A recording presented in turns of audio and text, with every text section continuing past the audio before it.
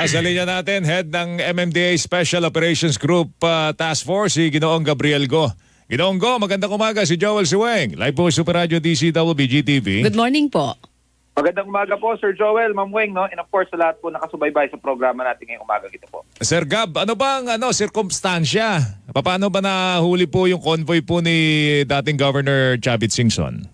Well, Sir Joel, actually, yung pagpapatupad po ng busway ordinance po natin, it's part of the responsibilities of the Special Operations Group that was mandated to us. So, it was part of our day-to-day operation na binabantayan po natin itong mga violators na pumapasok po sa pinagbabawal nating busway. So, yesterday, ng umaga at around 9:30 a.m., we were conducting the operation. Yung ating monitoring team po ay meron nga pong namataan na isang VIP convoy na dumadaan po sa busway. So what we did is pinlockdown po namin ito dahil meron po kaming standing order na kung hindi po otorisado, talagang kailangan pong hulihin at issuean ng corresponding violation ticket.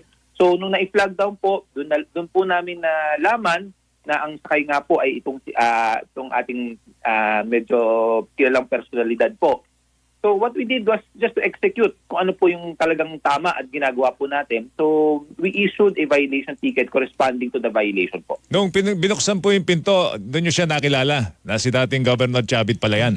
Yung sakay. Opo. Okay. Opo, doon na po namin nalaman dahil unang-una, ang mga hinuhuli po naman natin sa busway, whether it's a convoy or mga private vehicles, hindi na naman po natin inaalam na kung sino po ang sakay or sino po ang may-ari. Okay, ang dating kasi doon, Sir Gab, masyado daw kayo naging apologetic. Bakit humingi po kayo ng pasensya? Bakit humingi kayo ng pasensya? Ginawa nyo lang yung trabaho nyo. Well, Sir Joel, Ma'am Weng, no, it's part of, it's been my order also sa ating mga enforcers na kasi in the past kasi ang nangyayari po pag merong hulihan, hindi lang po sa busway but even on illegal parking aspect, umiinit ang ulo ng ating mga motorista agad. Alam naman natin na meron na silang pagkakamali. So why do we have to push it in more? Kung pwede naman po tayo, una-una,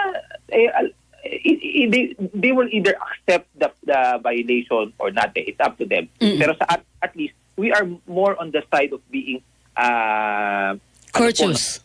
Courteous and more on a diplomatic side na humingi na po tayo ng pasensya dahil unang-una, let's say, matitikitan sila, madedelay ang kanilang mga biyahe. So that's the reason bakit humingi po ako ng pasensya dahil sabi nga po ni Gov, siya po ay nagmamadali. So I don't want to na masyado madelay po yung kanyang biyahe. Sabi naman po niya, it's important. Kaya sabi ko po sa kanya, pasensya na po, ticket lang naman ang gagawin natin. Okay, so dalawang sasakyan po yung nag-violate, bali 10,000 yung multa na binayaran ni dating governor. Yes, tama po. Per vehicle po. Yes.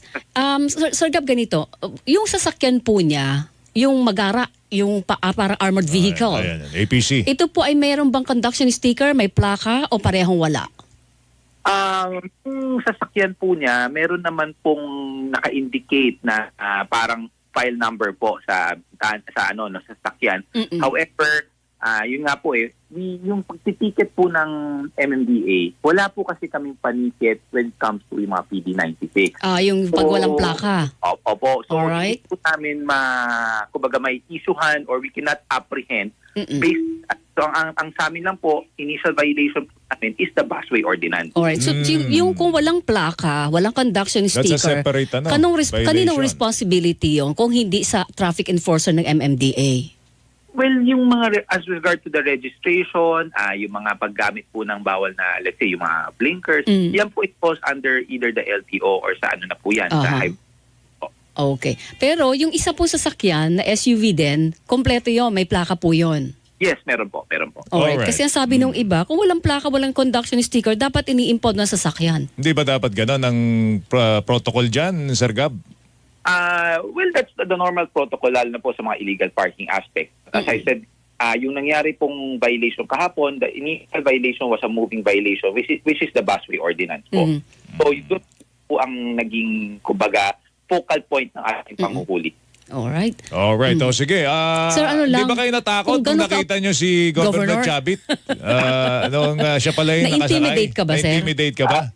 Well, Sir Joel, Ma'am Weng, tayo naman, hindi naman po tayo, as I said, we are not selective of any our apprehension. So una-una, hindi ko naman po talaga alam kung sino po yung na-flag down na VIP. Until such time, yun nga po, nagpakita po si Manong Chavit or si dating governor po, wala naman po naging intimidations or anything. Well, actually, we are, na rin kami na he was really parang cooperative in such a way. At sabi nga po, siya rin po mismo na nag-instruct na sige, tikita na natin dahil mali naman po talaga. So that's Alright. one thing na magandang nangyari din po na gusto namin tularan ng mga ibang tao. Na pag mayroon naman po tayong pagkakamali, wala po masamang tumanggap na lang po ng pagkakamali. And hindi po tamang makipag-negosasyon or makipag-away sa kalsada. Okay, so talagang hindi nyo tatanggapin yung 100,000? Well, for that part po, Ma'am Weng, I leave it to the upper management dahil unang-una, hindi naman po nag-get in touch po sa akin si Gov, ang naman po ang aming chairman. So I leave it to them to decide on that matter po. Yun, sana lang yung pagiging courteous nyo kay Governor Singson, magpatuloy yon kahit lalong-lalo na po sa ordinary mamaya na same, nakikita ko naman, Weng, na same pagka na naaabalad din ang lakad, Bingitin sila ng natitikitan pasensya, din. Kaya nga, bingitin. ganon. Alright, eto na. Sir Gab, thank you ha. Thank you ha. Salamat. Maraming salamat po, Ma'am Weng. And Sir Good luck, Joel. sir. Good luck, sir. Morning, Thank you. G. Gabriel Go sa Special Operations Strike Force ng MMDA.